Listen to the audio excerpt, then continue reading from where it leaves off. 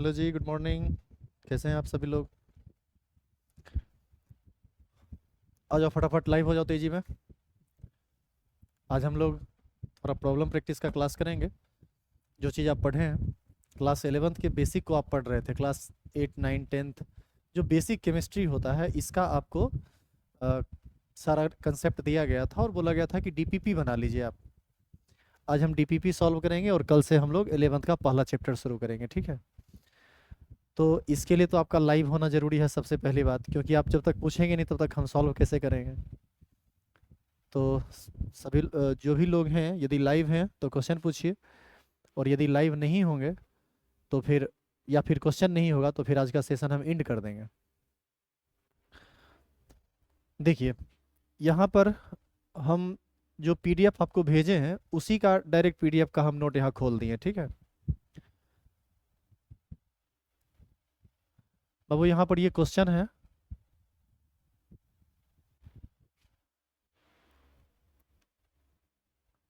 आप यदि क्वेश्चन बनाए हैं तो प्लीज़ आप पूछिए, हम बताएंगे उसको।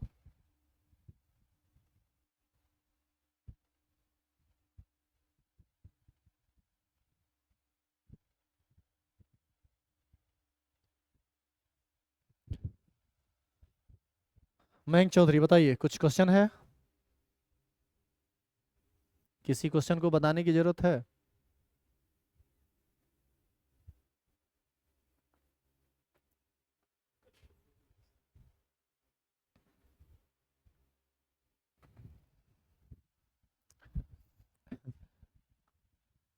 आपके इंतजार में हैं हम, यदि आप क्वेश्चन पूछेंगे तो हम अब उसको जब बताएंगे,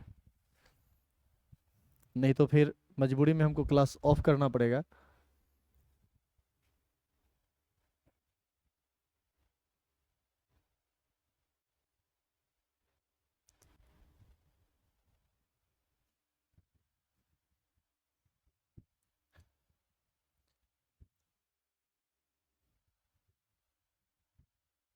चलो थोड़ा बहुत हम अपने मन से ही बता देते हैं, क्योंकि आज तो हमको इसको खत्म करना है। सबसे पहला क्वेश्चन है, क्लोरीन के एक परमाणु में कुल न्यूट्रॉन की संख्या क्या होगी? 35.5 में से 17 को घटाएंगे तो 18.5 मिलेगा। न्यूट्रॉन की संख्या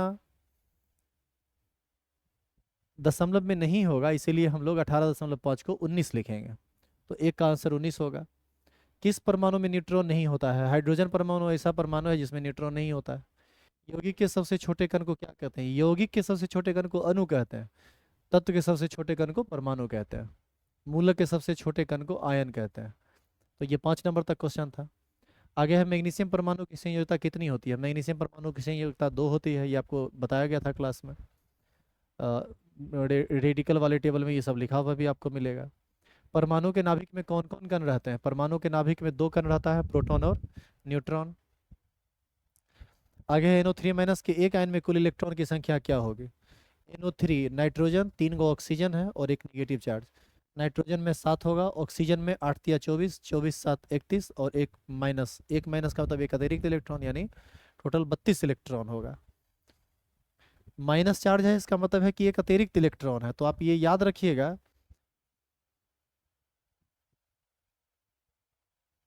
ध्यान दीजिए, NO3- के एक आयन में इलेक्ट्रॉन की संख्या कितनी होती है? यदि ये क्वेश्चन पूछा जा रहा है तो आपको नाइट्रोजन का इलेक्ट्रॉन कुल ऑक्सीजन का इलेक्ट्रॉन निकाल के जोड़ दो, और एक माइनस का मतलब एक अतिरिक्त इलेक्ट्रॉन है, तो उसमें और एक इलेक्ट्रॉन जोड़िए। जैसे नाइट्रोजन का एटॉमिक नंबर 7, ऑक्सीजन का 8, 8 या 24 7 31, और एक 32, तो टोटल इसमें 32 इलेक्ट्रॉन होगा। वह कौन सा आयन है जिसमें केवल प्रोटॉन होता है? H+ ion. हाइड्रोजन, इसमें सिर्फ प्रोटॉन होता है, H+ में सिर्फ प्रोटॉन होता है। सिल्वर का परमाणु भार कितना होता है? 108 होता है। कैल्शियम ऑक्सीडेट के एक अणु के टूटने पर कुल कितना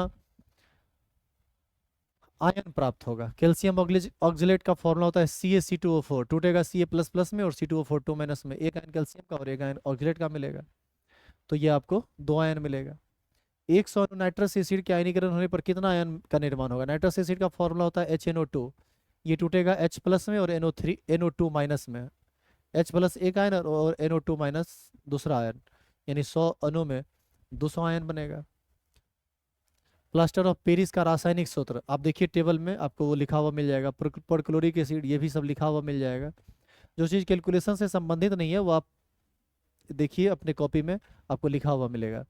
परमाणु का भार किस मौलिक कण पर निर्भर करता है? प्रोटॉन और न्यूट्रॉन पर निर्भर करता है।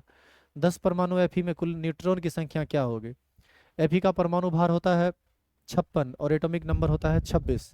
56 में से 26 को घटाएंगे तो बचेगा 30। इसका मतलब ये हुआ कि आयरन के एक परमाणु में टोटल 30 न्यूट्रॉन होता है, तो 10 में कितना होगा? 300। अगला क्वेश्चन है 10 का पावर 20 आयन C2H4 में कुल कार्बन परमाणु, कुल ऑक्सीजन परमाणु तथा कुल ऋणात्मक आवेश कितना होगा? जो लोग हमारे साथ लाइव जुड़े हुए हैं, यदि आप डीपीपी बनाए हैं तो प्लीज़ आप कमेंट कीजिए, क्वेश्चन नंबर बताइए, तभी हम आपका कोई हेल्प कर पाएंगे। यदि नहीं बनाए हैं तो फिर बहुत दिक्कत है। अब जब बनाएंगे ही नहीं तो फिर हम उसको क्या ही बताएंगे, बताइए।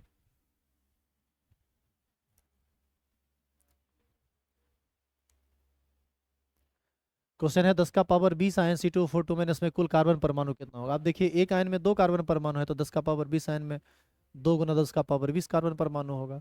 ऑक्सीजन परमाणु 4 गो है, एक आयन में 4 गो ऑक्सीजन परमाणु है तो 10 का पावर 20 में 4 गुना 10 का पावर 20 होगा।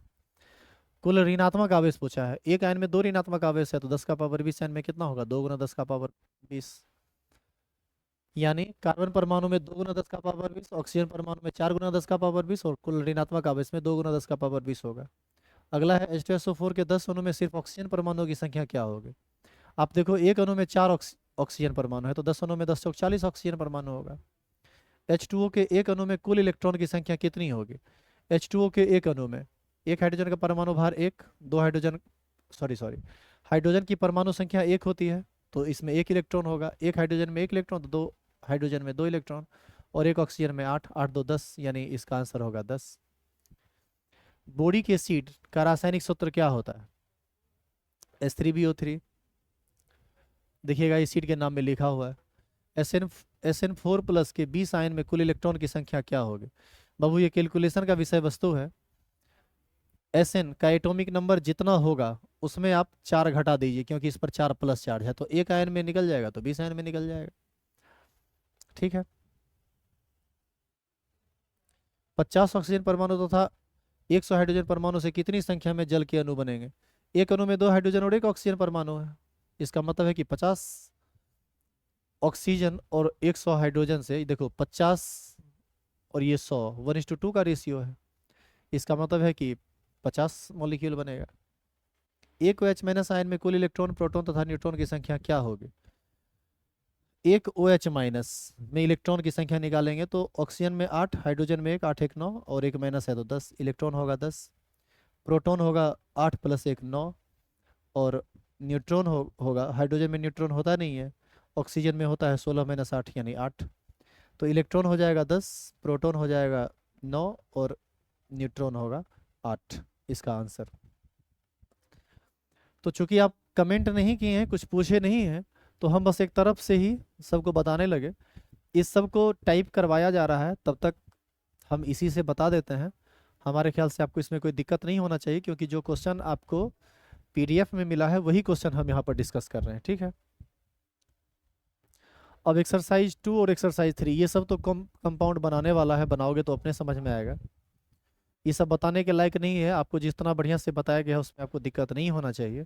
तो एक बार आप देख लीजिए, इसको बना लीजिए, और यदि आपको कोई दिक्कत है तो आप पूछिए। यदि आप पूछेंगे तो हम बताएंगे आपको। कुछ लोग हमारे साथ लाइव हैं, यदि आपको क्वेश्चन है आपके पास तो आप ज़रूर पूछिए, हम बताएंगे फिर।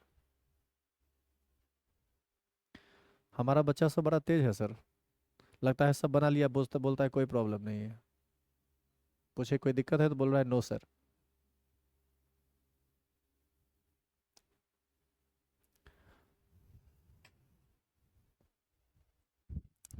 तुम लोग एक काम करो, आज तुम हमको लगता है बनाए नहीं हो, तुम पूरा DPP सॉल्व करो और कल से हम चैप्टर स्टार्ट करेंगे क्लास 11th का नया। उसके बाद यदि तुमको किसी प्रकार का कोई दिक्कत हो तो तुम पूछना। देखो क्लास ड्रॉप यदि हम बार बार करते रहेंगे तो ऐसे में दिक्कत होगी ना। जो दिन जिस क्लास के लिए रखा जाता है उसको आप करिए।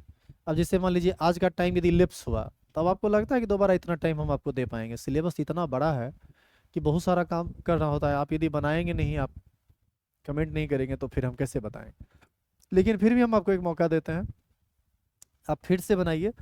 अगला दिन हम चैप्टर जरूर शुरू करेंगे, लेकिन यदि आपको कोई प्रॉब्लम हुई, यदि आपको कुछ पूछना हो, तो सभी क्वेश्चन में देख सकते हैं क्वेश्चन नंबर दिया हुआ है, जैसे एक्सरसाइज 2 का 70 नंबर या जो भी है, क्वेश्चन नंबर दिया हुआ है। देखो सब में क्वेश्चन नंबर दिया हुआ है, देखिए क्वेश्चन नंबर दिया हुआ है। तो आप चाहें तो आसानी से पूछ सकते हैं क्वेश्चन नंबर डाल के। तो आपको जैसा होगा बताइएगा, यदि आपको पूछना हो तो ज़रूर पूछिए, नहीं तो अगला दिन से हम लोग चैप्टर स्टार्ट करेंगे। क्लास 11 बेसिक समाप्त हुआ आपका यहीं पर।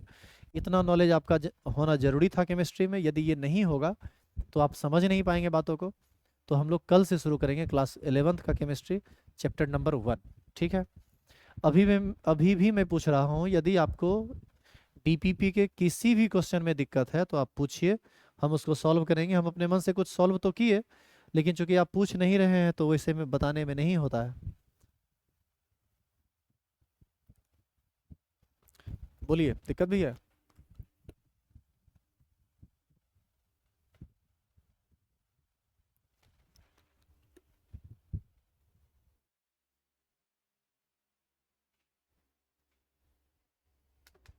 ठीक है, फिर मिलते हैं नेक्स्ट क्लास में।